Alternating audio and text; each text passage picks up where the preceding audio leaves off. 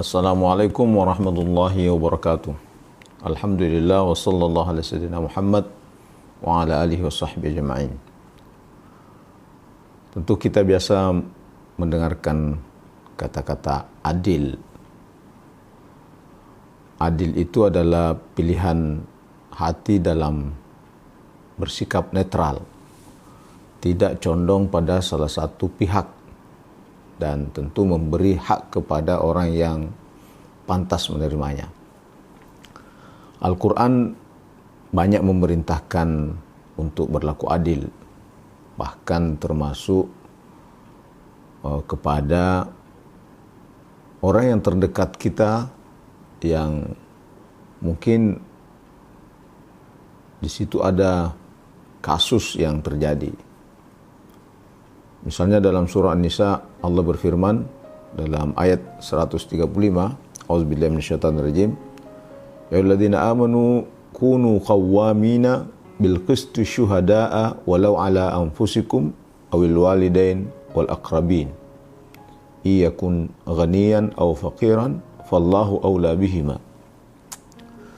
Sekalian orang yang beriman, jadilah penegak keadilan sebagai saksi syuhada di hadapan Allah, sekalipun itu tidak menguntungkan pada diri kita, termasuk kepada kedua orang tua dan kerabat lainnya.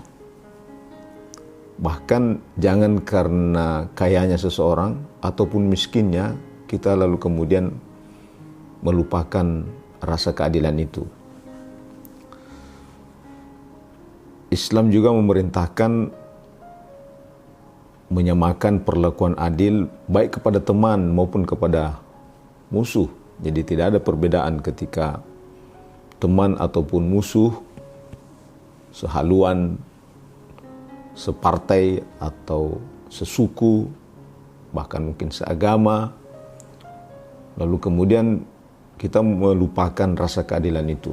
Maka surah Al-Ma'idah ayat 2 menyebutkan, wala yajrimannakum syana'anu qaumin ala alla ta'dilu. Jangan karena kebencian, tidak seideologi, tidak sesuku, atau ada unsur-unsur lain, lalu kemudian kita meninggalkan atau melupakan rasa keadilan itu.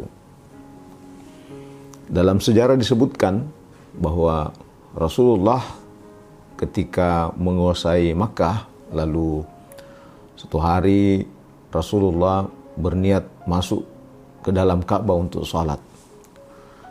Kunci Ka'bah waktu itu masih dipegang oleh Utsman bin Talha yang belum masuk Islam. Tapi Utsman bin Talha ini menolak untuk memberikan kepada Rasulullah. Ali radhiyallahu anhu kemudian mengambil paksa kunci itu dari tangan Talha bin Utsman. Lalu Rasulullah salat di dalamnya. Setelah Rasulullah salat, Rasulullah kemudian menyampaikan kepada Ali untuk memegang kunci tersebut. Tapi ternyata Allah menegurnya dengan ayat yang ada dalam surah An-Nisa 58, A'udzubillahi minasyaitonir rajim. Innallaha ya'murukum an tu'addul amanati ila ahliha wa idza hakamtum bainan nasi an tahkumu bil adl. Halus sekali Allah menegur Rasulullah. Allah menyatakan, sungguhnya Allah memerintahkan untuk amanah kepada memerintahkan ya'murukum an tu'addul amanati ila ahliha. Amanah itu kepada ahlinya, menyerahkan amanah itu kepada ahlinya yang pantas untuk memperoleh amanah itu. Dan jika kalian memutuskan perkara, maka lakukanlah secara adil. Setelah turun ayat tersebut, maka Rasulullah menyampaikan kepada Imam Ali untuk mengembalikan kunci itu kepada Utsman bin Talha. Apa yang terjadi ketika Utsman bin Talha menerima kembali kunci itu, kemudian merasa terharu, dan justru itulah yang mendorong Utsman bin Talha untuk menyatakan syahadah di hadapan Rasulullah sallallahu alaihi wasallam. Itulah kemudian generasi anak cucu cicit dari Utsman bin Talha yang sampai sekarang hari ini masih memegang kunci Ka'bah itu. Jadi setiap orang yang ingin masuk ke dalam Ka'bah harus meminta kunci dari cucu generasi zuriyah dari Utsman bin Talha. Dalam referensi juga biasa kita dengarkan atau kita baca bahwa ketika Imam Ali radhiyallahu anhu bersengketa dengan seorang Yahudi terkait dengan baju perang. Jadi peristiwa baju perang yang diklaim itu milik Yahudi, lalu kemudian Imam Ali sebagai Amirul Mukminin mengajukan masalah ini ke hakim. Jadi pada masa Amirul Mukminin itu Imam Ali sudah ada kekuasaan yudikatif dan ada kekuasaan eksekutif. Kekuasaan eksekutif dipegang oleh Imam Ali dan kekuasaan yudikatif itu sudah ada lembaga perhakiman. Lalu kemudian sang hakim bertanya kepada Imam Ali, adakah saksi yang bisa mendukung bahwa baju perang itu milik Imam Ali? Imam Ali kemudian menjawab, ada, putra saya saksi bahwa itu memang baju perang milik saya. Apa respon sang hakim?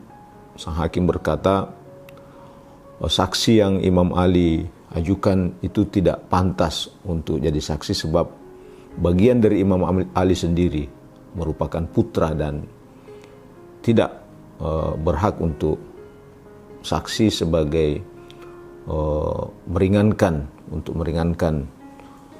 atau mendukung apa yang Imam Ali sampaikan. Ternyata hakim memutuskan bahwa baju perang itu memang milik Yahudi, bukan milik Imam Ali. Tapi kemudian peristiwa itu membuat sang Yahudi terharu dan mengatakan bahwa sebenarnya ini memang baju perang ini bukan milik saya, tapi memang milik Imam Ali. Begitu terharunya dengan kondisi seperti itu, dengan keputusan yang dikeluarkan oleh sang hakim, dan Imam Ali pun menerimanya karena itu sudah keputusan hakim. Kemudian sang Yahudi tadi ini terharu dan menyatakan persaksiannya, syahadahnya di hadapan Imam Ali dan mengembalikan baju perang itu. Itulah luar biasanya prinsip-prinsip keadilan yang menjadi perintah agama kita. Karena itu keadilan yang kita bangun di masyarakat Indonesia bukan dilihat dari satu haluan, partai, suku, bahkan agama maupun latar belakang lainnya. Selama itu hak orang, maka kita seharusnya bisa berlaku adil dalam semua keputusan kita. Hadanallahu wa iyyakum ajma'in. Assalamualaikum warahmatullahi wabarakatuh.